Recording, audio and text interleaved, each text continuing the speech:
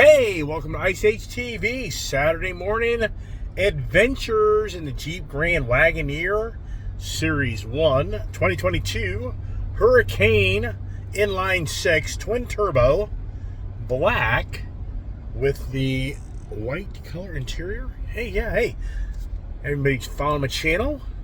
Good morning to you. It's Saturday morning. Been a busy morning. And what am I up to now? I am driving the Jeep Grand Wagoneer for the first real official road time to date. And I just wanted to share with you my driving experience on my brand new Jeep Grand Wagoneer. I just think this thing is a really nice vehicle. I'll turn off the blinker because that'll about drive you nuts. And I got a little road time to do and I'm working on as well. So you may see something happen later. I don't know. It's going to be an adventurous day. Hopefully it'll be I don't know. Am I going to say much right now? Anyways, I just thought I'd kind of share my driving impressions with my Grand Wagoneer as I work out of my vehicle today for a little while. And this is just such a great vehicle in the SUV full-size category class. I just think that Jeep has done a really nice job. I love my massaging seats. I like my lumbar support and my headrest support and just the ride. I really love how the vehicle has this up and down air ride suspension where it accommodates to the environment that you're in. And getting in and out of the vehicle, it's so cool how this thing lowers itself down, and then the electronic retractable steps extend themselves out as you approach the car with the key in your pocket, and it's just so easy to get in and out of. I mean, this is just such a nice vehicle. I would have to say right now that, including my Land Rovers, this to the date is the nicest full-size SUV I've owned yet. And I've owned Hummers, and I've owned many Suburbans and Tahoes, and I've owned the Range Rover Sport and the Land Rover full-size. So, and I've had the Ford Expedition, and so I've owned a lot of the in the Toyota Sequoia, and the Volkswagen Touareg, and I just in the Mercedes-Benz M Series, I guess it was. So I just have owned a lot of nice vehicles and a lot of nice SUV vehicles, and I'd have to say right now that overall bang for the buck, what I paid for this vehicle, it's a $96,000 vehicle. I didn't pay that, and because they are now kind of starting to discount these Grand Wagoneers. Just so you know, anybody kind of keep their eye on these. If you kind of play it right, you're going to get a discount on one, and it's not going to be too bad. So, just really a great package, and just really comfortable, accommodating, right, cooling seats on. You have your heated seats. It's a warm day out, and this has the adaptive cruise control. I wish that Stellantis, the main company that owns the Jeep product line, I wish they had the hands-free driving. I like the hands-free drive. I just think it's really cool. My Fords have spoiled me on that. My Ford Blue Cruise is so nice to go down the road, especially on the open highway to travel. But this is such a great travel vehicle. And so far in the inline 6, these inline 6 motors, if anybody knows the heritage of these inline 6 motors, like the Chrysler, the Dodge Dart, inline 6, 225, 225 cubic inch inline 6, that thing was a tank, a bulletproof motor. That thing ran forever. So typically these inline 6, the Cummins diesel inline 6, typically these inline 6 motors, I don't know what it is about them, but typically they have a really good stout life. So I really feel like this motor, I didn't want the V8 392. I've had a lot of the 392 motors, and they're just gas hogs in the bigger vehicles. It will be interesting to see us. So we're at 13.3 right now. This vehicle is supposed to get 17 miles per gallon combined. I don't think it's going to happen. I think it's going to be 15 miles per gallon. Here we are. I don't work a lot on the Saturdays for this reason, because traffic is backed up to the max. It's just, you know, you live on these roads like I do, and the weekends are usually like 5 o'clock traffic all day long in certain areas. It's just incredible. So there's a crash. Which, should that surprise me? Somebody's crashed their car on this road driving on Saturday. You get all the people during the regular week and they get on the Saturday. But anyways, so the Grand Wagoneer, really love this vehicle. And for me, I gave up a Dodge Challenger Gold Rush for this vehicle. And am I crazy? Yeah, I'm crazy. Especially being a red eye. But I don't know. That story may not be over. But let's focus on the Jeep Grand Wagoneer, the likes and dislikes. And being I'm so just now really driving this vehicle and try to critique it in great detail, and it'd be the dislikes, the likes, dislikes, the black paint. This would not have been my first choice. And what's really interesting, a woman out of Pennsylvania special ordered this vehicle and they never took it. So this vehicle was built in November of last year, which is really weird. You go and look up accessories or parts of this vehicle.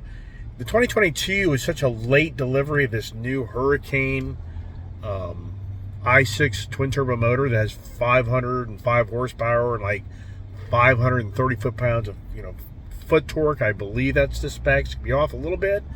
Pretty sure the horsepower is right. The torque I'm not so sure on, but it's over 500. It's more potent than the 6.4 motor. But a lot of people want that grunt. And for me, there's no doubt, if this vehicle doesn't get respectable mileage, then I would tell anybody who took the V8 392, be like, well, you know, if you're all for the V8 392, it's not as powerful as this vehicle, but if you really want that V8 grunt. But what's interesting is when this car's at idle outside the vehicle, you hear a nice little exhaust note where you probably wouldn't know this is an inline six. You would probably think this maybe is a V8 motor in this. It's more on you're in the vehicle, driving down the road in the vehicle, that you really then can separate the inline six from the V8 motor just because of the grunt on that engine.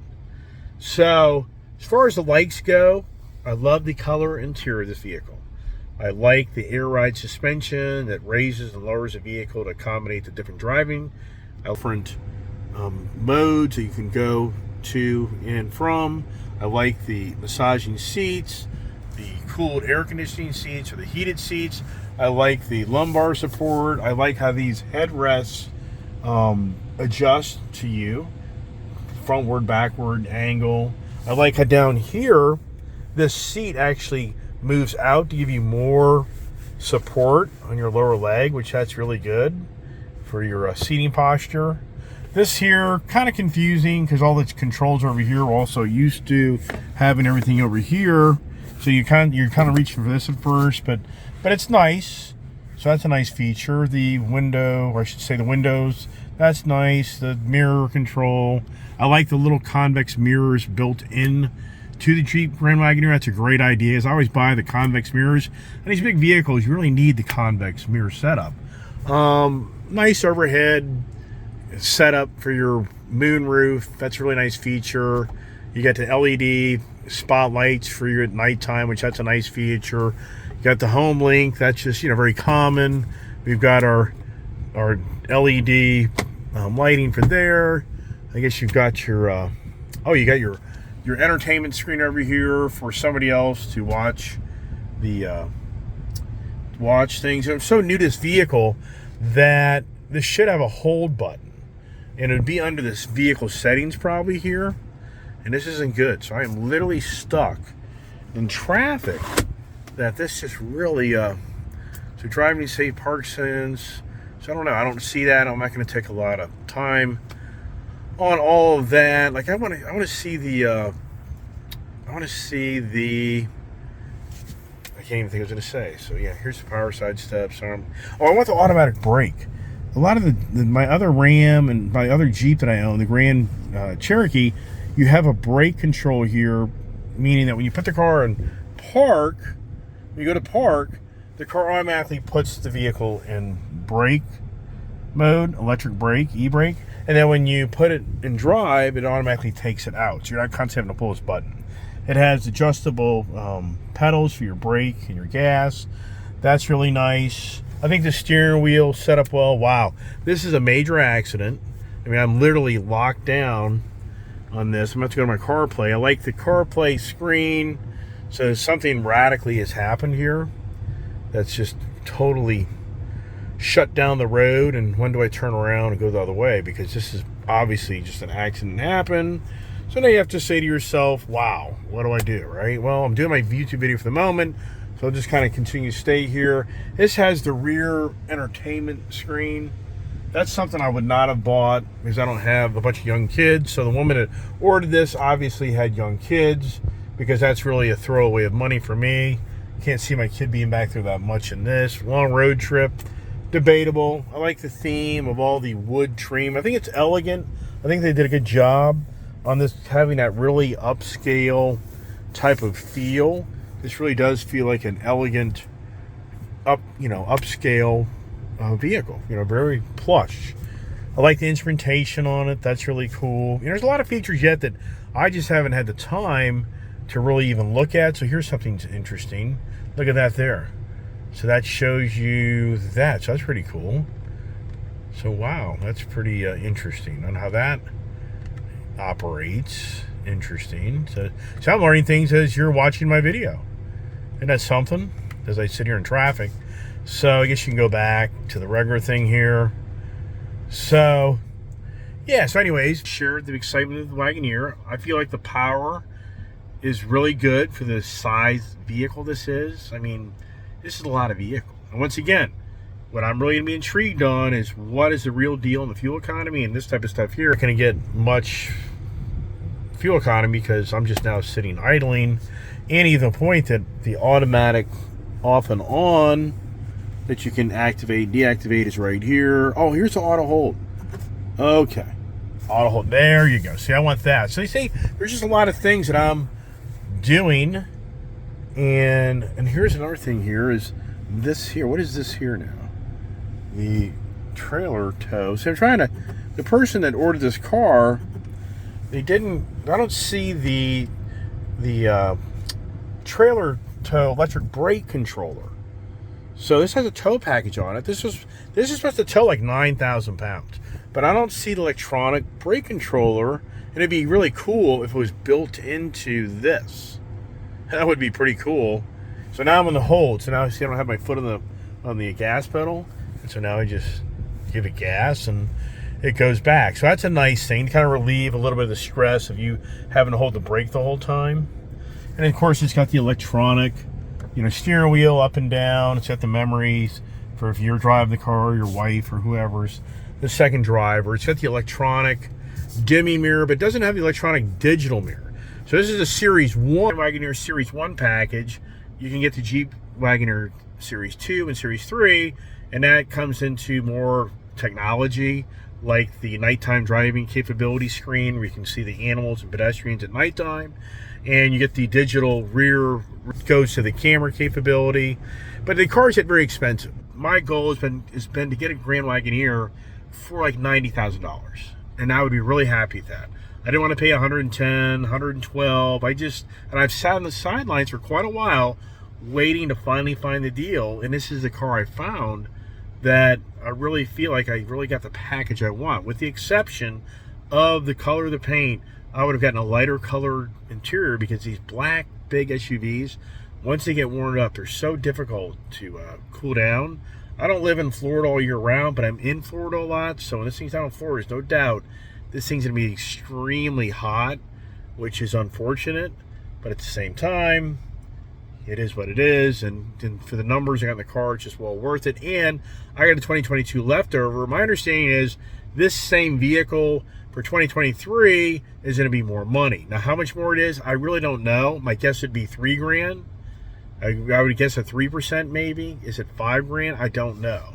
The sales guy implied like it'd be a good $5 grand plus more. So I really think I got a great deal on this vehicle. And you can hear the car is nice and not noisy. And it has the new stereo system that Stellantis has partnered up with. Is they went away from Harman Kardon to this Macintosh stereo system. So that's really nice. 4 rows of seatings. I really like the bench seat setup. I don't like the bucket seats. It makes no sense to me to have these big SUVs and you're gonna haul a bunch of people and you put 2 bucket seats in the middle. I don't like that. I had that on my Expeditions, and I had the full bench on my other Expedition. The full bench is so nice, so much more accommodating, and then you have that big back 3rd row seat back there, which is very comfortable as well. You can be a pretty good stout person, and that will accommodate you on your seating posture if you're 6'2". I've seen videos of other people talk about these vehicles, so that's very encouraging for if you've got some young kids that are big kids. They can sit back there, and they have the capability for the seat to tilt back and forth. And here I am holding the brake. I don't even need to do that. So the dislikes will be in the future if the fuel mileage isn't great, because this requires 91 premium. Which is a dislike, because I can run my Ford vehicles on no lead or premium, but they're adamant on this vehicle you got to run premium not to do detonation damage to the engine. That's what they're saying. So you have to put premium. So that's a 50 cent to $1 a gallon more to drive this vehicle on fuel because of the spread of no lead to premium. This morning I paid $4.09 for premium. I've been paying like $3.39 for no lead gas now for like the last month of my vehicle. So that's an 80 cent difference in price, which is substantial. And once again, so the dislikes for vehicle is it's black. I think it's too hot. The fuel mileage, I don't think it's going to get 17 miles a gallon. I think this is going to maybe be a 15 mile per gallon vehicle. It's not an everyday driver, but just kind of disappointing they advertise that. Any other dislikes? It doesn't have the hands-free driving capability, which I think at this time in the automotive industry where we are technology, this should have that technology in this car, because it's the latest, greatest SUV brought to the market that really does have a lot of great features in it. So that's a dislike. The paying extra money for this entertainment center to never get used, that's a dislike. I don't like that. And do I dislike about this car? Overall, I mean, for the moment, that's, would I say it's underpowered if I was towing something? I don't know. Do I get a chance to tow with this? It's possible. So, but I want to get it broken in first. That's the first prerequisite of my journeys with my new Jeep Grand Wagoneer. So anyways, hope this kind of helps you get some information on this vehicle. And I'll post this and kind of keep it separate from longer conversations. So thanks for watching the Jeep Grand Wagoneer walk around or sit around conversations.